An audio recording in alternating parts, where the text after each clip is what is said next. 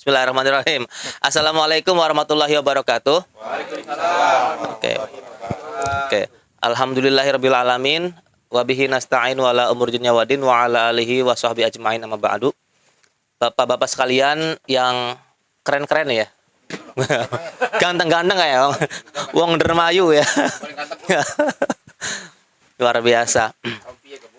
Ini saya suatu kebetulan yang bukan kebetulan lagi ya, ditakdirkan ya oleh Allah untuk bisa bertemu dengan bapak-bapak sekalian. Sejujurnya bapak-bapak, saya dapat respon WA dari Pak Kuwu itu baru beberapa hari ya, 2 hari yang lalu malah ketemu, 2 hari yang lalu. Kebetulan saya mau pulang kampung, saya aslinya orang Indramayu, orang Sukaselamet nikah sama orang Kiajaran. Nah, di Loh Bener di situ, deket jalan raya saya. Jualan, Pak. Insya Allah nanti share. Pak. Boleh ya. Paling ada lagi nanti di rumah itu besok hari apa nih? Besok hari Sabtu. Sabtu ke Sukaselamet, habis itu balik lagi. Nanti hari Minggu pagi ada, siang nanti ke Sukaselamet, habis itu pulang lagi ke Depok, Jakarta lagi. Ini spesial untuk memenuhi undangan Pak Kuwu ini hari ini. Alhamdulillah. Aduh. Terima kasih nih Pak, sudah silaturahmi, menjalin kemitraan, sudah sharing informasi, ilmu, pengalaman. Pak, harapannya mohon dibina Pak, didampingi sampai benar-benar eksis, bukan hanya smartphone tapi Indramayu juga Pak. Karena tadi potensi sangat luar biasa, sangat saya yakin itu. Jadi saya itu bapak-bapak kerja di Kementerian Pertanian, ASN Pusat. Semenjak tahun 2021 awal, saya itu tugas belajar, kuliah lagi di IPB S2. Saat kuliah lagi S2 ini, saya risetnya tentang perlebahan dan madu, khusus ini madu. Bagaimana kelompok tani itu bisa sustainable atau berkelanjutan gak sih usaha madu ini gitu kan. Dan riset-riset saya salah satunya adalah dari yang mendanai Bank Indonesia dan menjadi tenaga ahli di sana. Saya udah keliling Pak tentang perlebahan ini Pak. Dari Sulawesi Selatan, kemudian dari Bengkulu, kemudian NTB, Lombok Timur, kemudian di Bali juga ada, kemudian ada di Riau, Jambi, dan hampir itu semuanya terkait dengan perlebahan. Dari keliling-keliling itu ternyata ada banyak yang sukses Pak usaha budidaya lebah. Amin.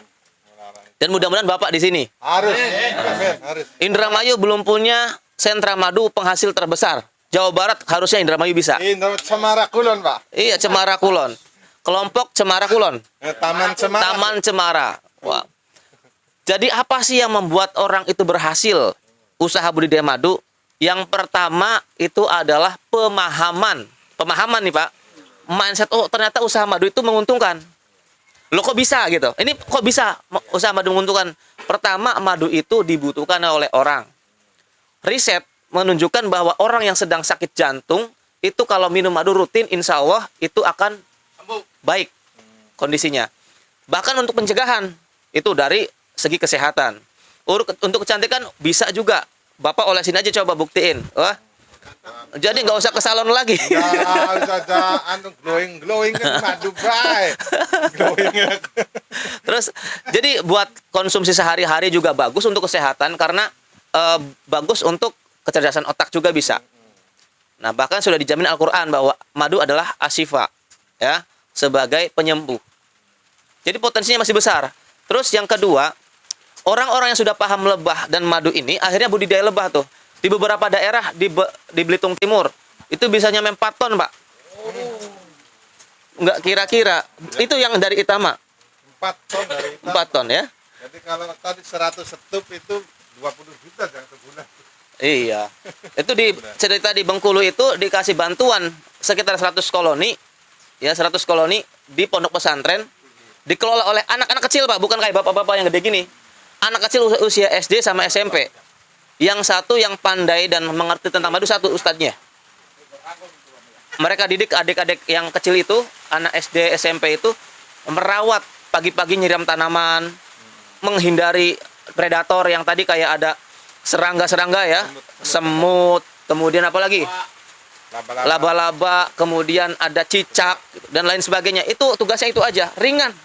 Tapi ketika panen, madunya dijual dengan harga yang bagus. Nah, itu kenapa? Faktor kepeduliannya, perawatannya, paham tentang manfaat madunya. Akhirnya bisa mandiri sejahtera. Nah, begitu juga bapak-bapak di sini. Kalau misal kita punya usaha, ini kan sebenarnya untungnya double-double, Pak. Iya. Bapak punya usaha Pertanian. pertaniannya, ada lebah madunya, dikombinasikan menjadi satu, hasilnya bukan hanya madunya saja, bukan hanya hasil pertaniannya saja, dua-duanya, Pak.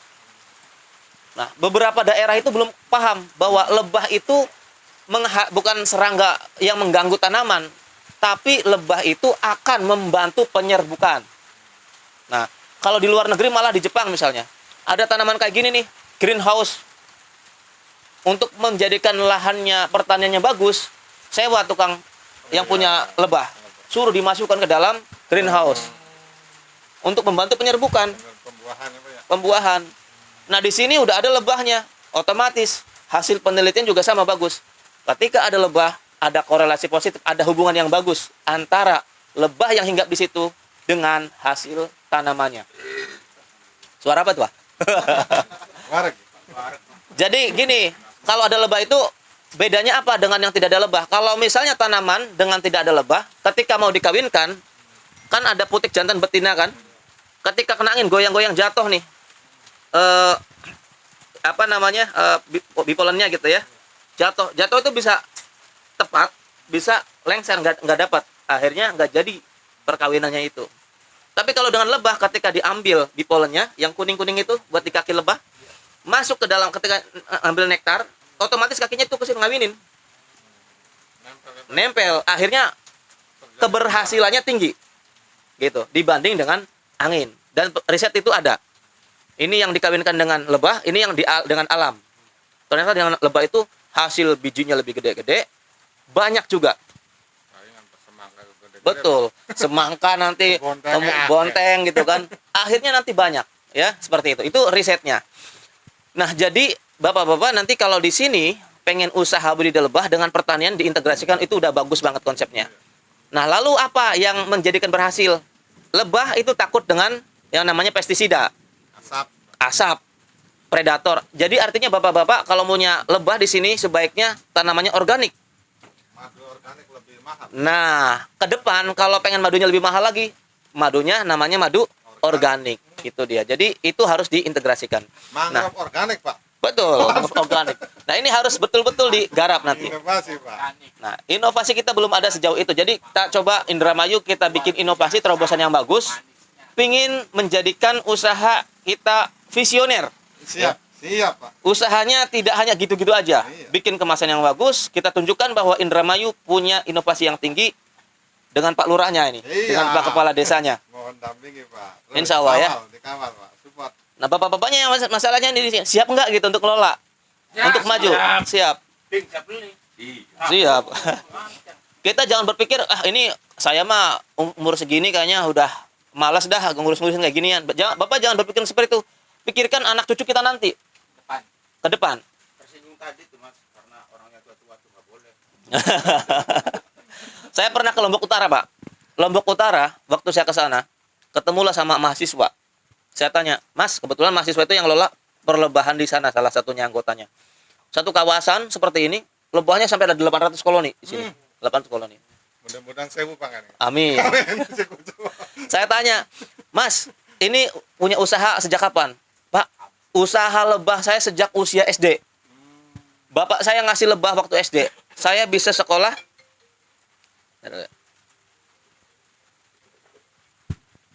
Halo, Pak, nanti dulu ya, Pak.